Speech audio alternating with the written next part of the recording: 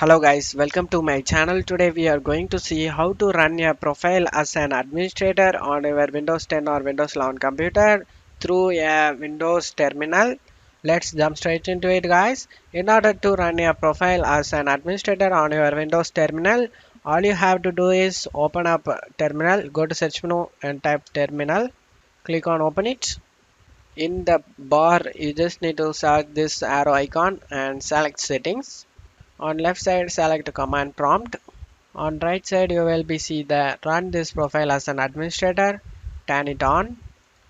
If enabled, the profile will open in an admin terminal window automatically. If the current Windows is already running as admin, it will open in the window. Go ahead and toggle this to on position and select save for save changes.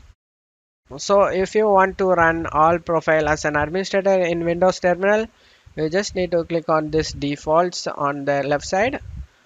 On right side you just need to select this run this profile as an administrator, select this to on position, select save and save changes.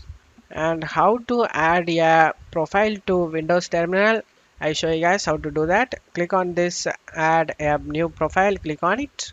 On right side select add empty profile, click on it.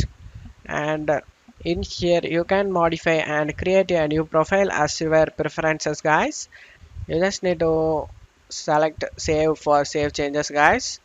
Just need to select save, and that's all you have to do it guys. That's it for today's video guys. Give me a like and subscribe. Thank you.